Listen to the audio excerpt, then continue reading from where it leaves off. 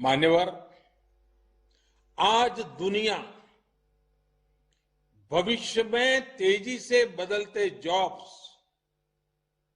Nature of work को लेकर व्यापक रूप से चर्चा कर रही है। ये पॉलिसी देश के युवाओं को भविष्य की आवश्यकताओं के मुताबिक नॉलेज और स्किल्स दोनों मोर्चों पर तैयार करेगी। नई शिक्षा नीति स्टडी के बजाय लर्निंग पर फोकस करती है और करिकुलम से और आगे बढ़कर क्रिटिकल थिंकिंग पर जोर देती है। इस पॉलिसी में प्रोसेस से ज्यादा पैशन, प्रैक्टिकलिटी और परफॉर्मेंस पर बल दिया गया है। इसमें फाउंडेशनल लर्निंग और लैंग्वेजेस पर भी फोकस है। इसमें लर्निंग आउटकम्स और टीचर ट्रेनिंग पर भी फोकस है। इसमें एक्सेस और असेसमेंट को लेकर भी व्यापक रिफॉर्म्स किए गए हैं। इसमें हर स्टूडेंट को एम्पावर करने का रास्ता दिखाया गया है। एक तरह से देखें तो ये वन साइज फिट्स ऑल की अप्रोच से हमारी शिक्षा व्यवस्था को बाहर निकालने का एक मजबूत प्रयास है। और आप सभी जो दिग्गज भी ये महसूस करते हैं कि ये प्रयास असामान्य है, सामान्य नहीं है। बीते दशकों से हमारे एजुकेशन सिस्टम में जो भी कमियां हमें दिखती थी, जो भी समस्याएं हमको लगती थी, उनको दूर करने के लिए विस्तार से इस पॉलिसी में चर्चा की गई है। अब जैसे लंबे समय से ये बातें उठती रही हैं कि हमारे बच्चे बैग और बोर्ड एग्जाम के बोझ तले, परिवार और समाज के दबाव तले दिनों दिन दबे जा रहे हैं। इस पॉलिसी में इस समस्या को प्रभावी तरीके से एड्रेस किया गया है। हमारे यहां तो कहा भी जाता है कि सा विद्याया विमुक्तये, यानी नॉलेज वही है जो हमारे माइंड को लिबरेट करे।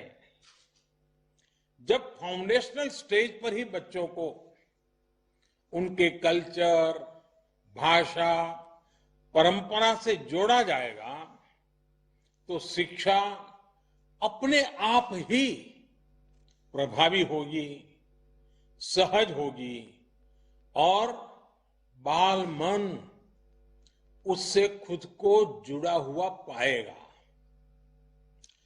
नेशनल एजुकेशन पॉलिसी में हमारे सही मायने में बिना दबाव के, बिना अभाव के और बिना प्रभाव के सीखने के लोकतांत्रिक मूल्यों को हमारी शिक्षा व्यवस्था का हिस्सा बनाया गया है। जैसे स्ट्रीम्स को लेकर जो बच्चों पर दबाव रहता था, वो अब हटा दिया गया है।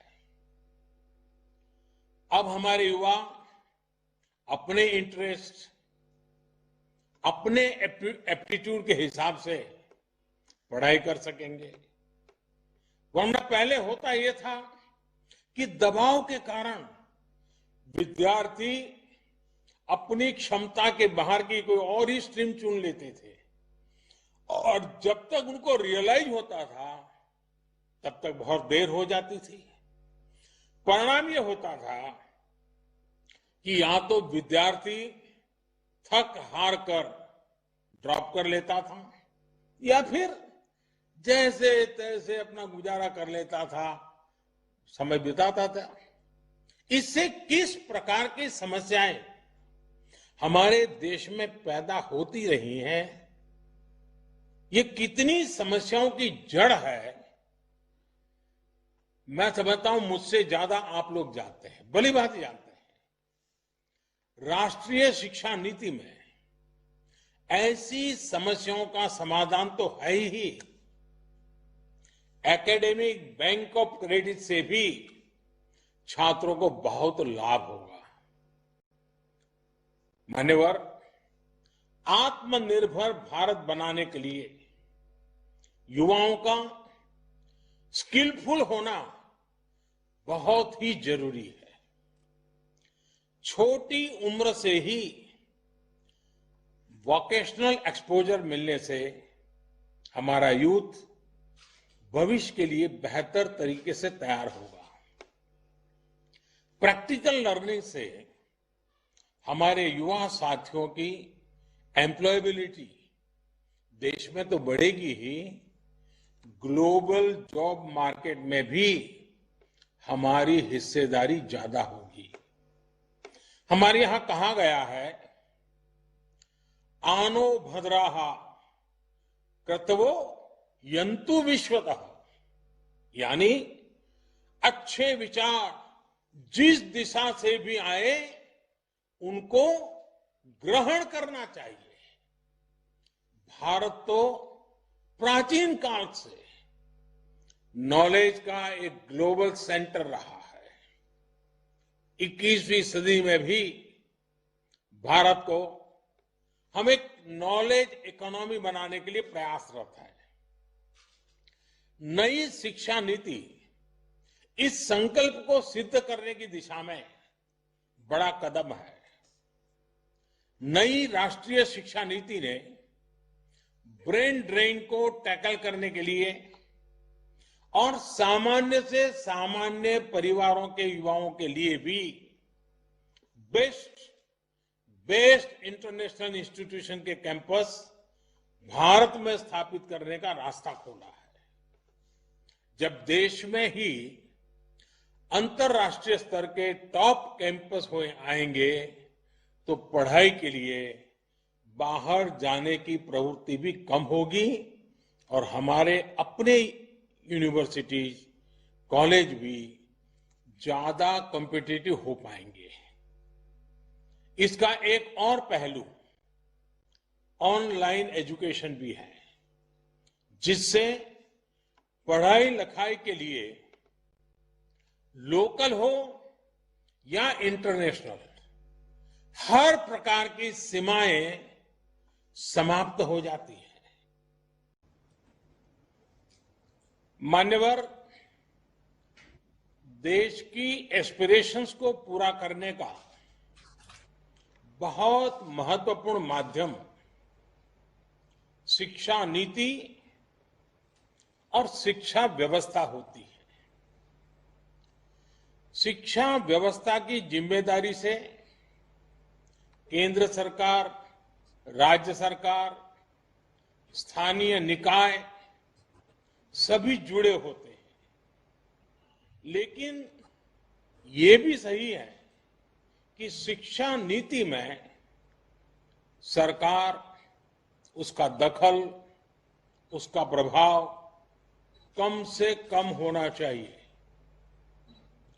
शिक्षा नीति से जितना शिक्षक जुड़े होंगे, अभिभावक जुड़े होंगे, छात्र छात्राएं जुड़े होंगे, उतना ही उसकी प्रासंगिकता और व्यापकता दोनों ही बढ़ती है।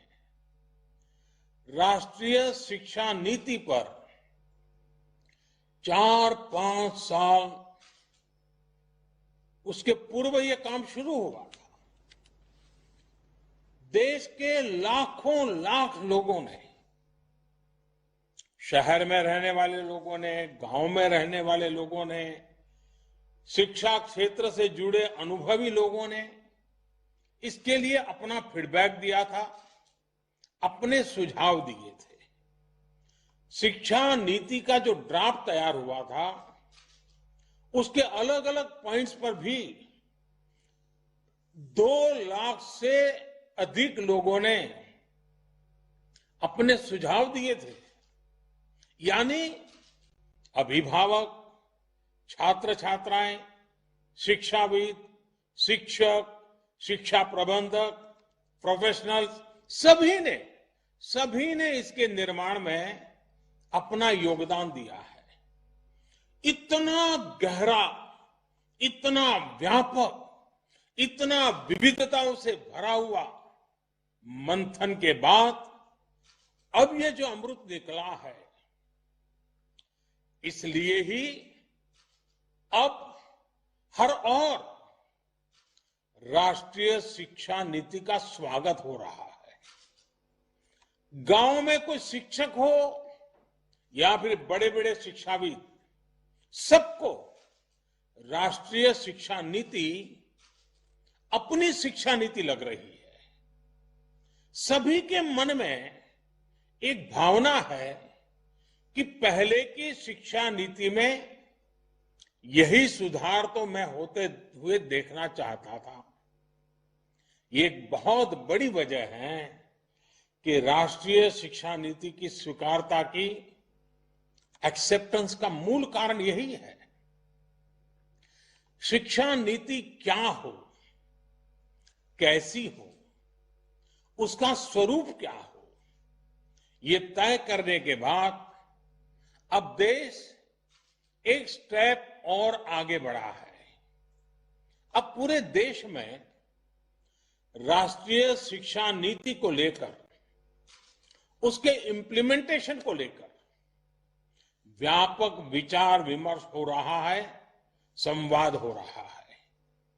ये व्यापक विचार विमर्श इसलिए जरूरी है क्योंकि राष्ट्रीय शिक्षा नीति, नेशनल एजुकेशन पॉलिसी सिर्फ पढ़ाई लिखाई के तौर तरीकों में ही बदलाव लाने के लिए नहीं है।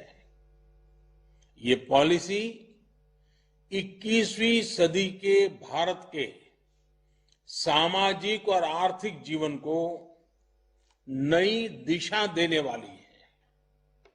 ये पॉलिसी आत्मनिर्भर भारत के संकल्प और सामर्थ्य को आकार देने वाली है। जाहिर है, इस बड़े संकल्प के लिए हमारी तैयारियां, हमारी जागरूकता भी उतनी ही बड़ी होनी चाहिए। आप में से अधिकांश महानुभाव राष्ट्रीय शिक्षा नीति की बारीकियों का अध्ययन कर चुके हैं, लेकिन इतने बड़े रिफॉर्म्स की बारीकियां, उसके लक्ष्य पर निरंतर बात करना अभी उतना ही आवश्यक है। सारे संदेहों और सवालों को सुलझाते हुए ही देश राष्ट्रीय शिक्षा नीति को सफलतापूर्वक लागू कर पाएगा।